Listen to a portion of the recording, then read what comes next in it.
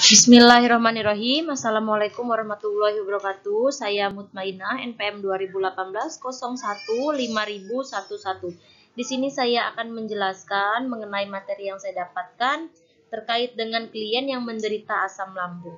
Dengan latar belakang, asam lambung adalah cairan asam yang diproduksi oleh organ lambung.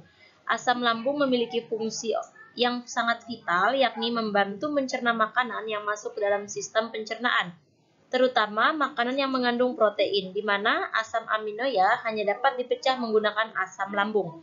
Penyakit asam lambung ini dikenal juga dengan istilah sakit MAH, atau selainnya asam lambung ini merupakan nyeri yang berasal dari lambung usus halus yang berakibat dari sejumlah kondisi. Nah, seseorang yang mengalami MAH disebabkan karena adanya peradangan, pembengkakan, atau penipisan pada lapisan pelindung di lambung. Selanjutnya ada deskripsi narasumber.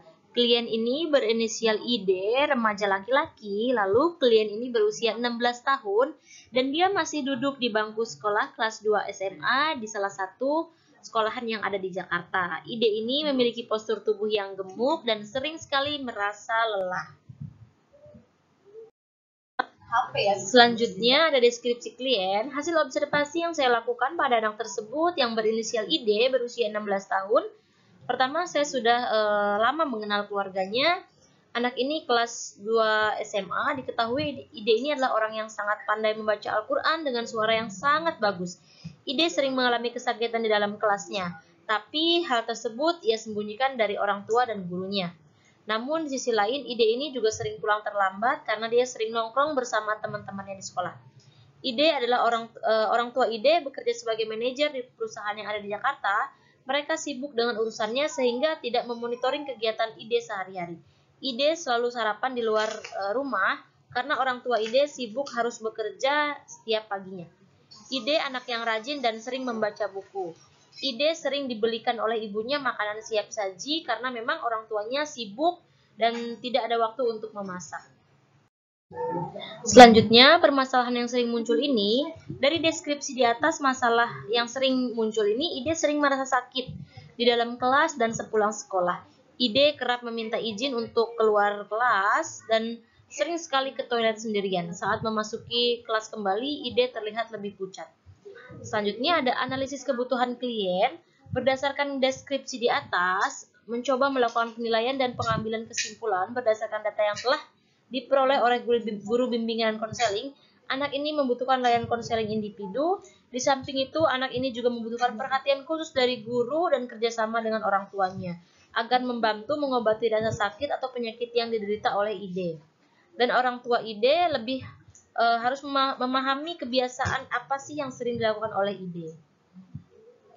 Selanjutnya ada potensi yang bisa dikembangkan. Ada beberapa potensi yang harus dikembangkan oleh ID. Sepertinya ID ini pandai sekali mengaji dengan suara yang bagus. ID ini bisa menyalurkan bakat dalam mengajinya dengan suara yang sangat bagus, bisa menjadi perwakilan kelas ataupun dari sekolahnya sendiri. Lalu layanan yang diberikan, konselor akan memberikan layanan individu, di mana layanan ini bersifat mendalam, menyentuh hal-hal yang penting tentang diri klien, bahkan yang sangat penting yang boleh jadi menyangkut rahasia pribadi klien. Bersifat meluas, meliputi berbagai sisi yang menyangkut permasalahan klien, namun bersifat spesifik menuju ke arah pengentasan masalah. Selanjutnya ada kesimpulan. Pembahasan tentang konseling individual ini dilatar belakangi oleh seiring terjadinya perubahan sikap sehingga menimbulkan permasalahan kesehatan yang mengganggu proses belajar dan komunikasi di sekolah atau di luar sekolah. Maka diperlukannya layanan secara sistematis mampu membantu menuntaskan permasalahan yang dihadapi, sehingga ia mampu mengembangkan dirinya ke arah peningkatan kualitas kehidupan efektif sehari-hari. Dan disinilah konselor sangat berperan untuk membantu para konseli dengan masalah-masalah yang dituntaskannya. Seorang konselor haruslah mutlak menguasai teknik konseling ini. Salah satunya adalah konseling individual. Karena konseling ini membantu konseli dengan memberikan bantuan secara perorangan dan secara langsung. Pemberian bantuan dilakukan secara tatap muka dan pemecahan masalah dengan teknik ini adalah yang sifatnya secara pribadi. Terima kasih, mohon maaf apabila ada kesalahan. Wassalamualaikum warahmatullahi wabarakatuh.